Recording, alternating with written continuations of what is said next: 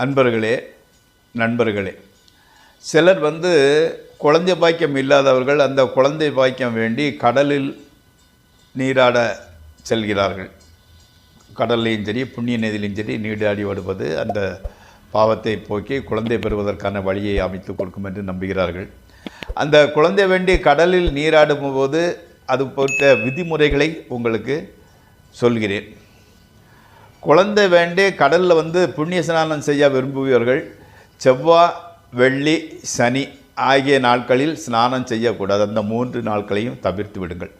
அதே மாதிரி அமாவாசை, பௌர்ணமி, மாதப்பிறப்புன்னா தமிழ் மாதப்பிறப்பு ஆகிய நாட்களிலும் அந்த ஸ்நானம் செய்வதை வைத்துக்கொள்ள வேண்டாம். கடலுக்கு பறவைன்னு இன்னொரு பேர் இருக்குது. அந்த பறவைன்னா என்னென்னா திருமகள்னு அர்த்தம்.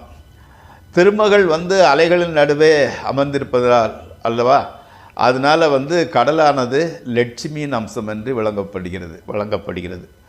வாசம், அதாவது லட்சுமி தேவி வாசம் புரியக்கூடிய இடமே அந்த கடல் தான். பர்டிகுலராக ராமேஸ்வரம், கன்னியாகுமரி, கோகர்ணம் அதாவது கர்நாடகாவில் இருக்குது, துவாரகை, பூரி, கங்கா சாகரம்னு சொல்லுவாங்க. இவை 7 இந்தியாவில் உள்ள புண்ணிய கடல்களாகும். புண்ணிய தீர்த்தங்களில் வந்தவுடனே காலை வச்சிடக்கூடாது.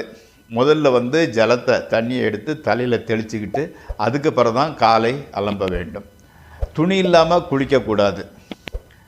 காரி துப்பக்கூடாது. கடலில் ஜலத்தில் இந்த குளிக்கும் போதே சிறுநீர் கழிப்பது என்பது கூடவே கூடாது. மலங்கழித்த பின்பு கூட கடலில் கழுவக்கூடாது. ஒரு பாத்திரத்தில் தண்ணி எடுத்துகிட்டு போய் வெளியே போய் தான் அதை சுத்தம் பண்ண வேண்டும். இதெல்லாம் ஞாபகத்தில் வச்சுக்கிட்டு சுத்தபத்தமாக இருக்கணும். நம்மனா லட்சுமி அம்சம் இல்லையா, நம்ம பெரிய பாவத்தை போக்குறதுக்காக இருந்திருக்கோம். பழையடி தப்பு செய்யக்கூடாது. பொதுவாக எண்ணெய் தேய்த்துக்கிட்டு கடலில் குளிக்கக்கூடாது. இளவு வீட்டுக்கு போயிட்டு நேரடியாக கடலில் போய் இறங்கக்கூடாது.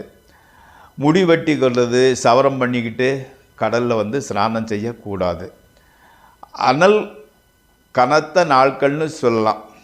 அதாவது சதுர்த்தி, சஷ்டி, அஷ்டமி, சதுர்த்தசி இந்த 4 திதியும் இந்த மேற்கண்ட குறைகள் இருந்தால் கூட கடலில் ஸ்நானம் செய்யலாம். அதாவது எப்படின்னா, இந்த பெற்றோர்கள் அதாவது முன்னோர்கள் இறந்தவர்களுக்கு ஈமக்கிரிகள் செய்கிறத இந்த கறந்த நாளில் நீங்கள் செஞ்சுக்கிடலாம். அது அவர்களுக்கு உகந்ததாகும்.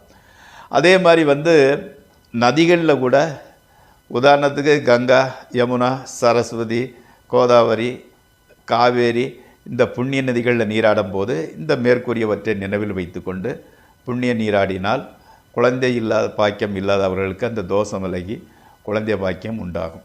ஸோ நான் சொல்வதை மனதில் வைத்து கொண்டு மனதில் எந்த விதமான நெகட்டிவ் எனர்ஜி இல்லாமல் பாசிட்டிவாக திங்க் செய்து கொண்டு கடலில் ஸ்நானம் செய்தால் நீங்கள் நினைத்தது நிறைவேறும். நன்றி. மீண்டும் சந்திப்போம். உங்கள் பால்.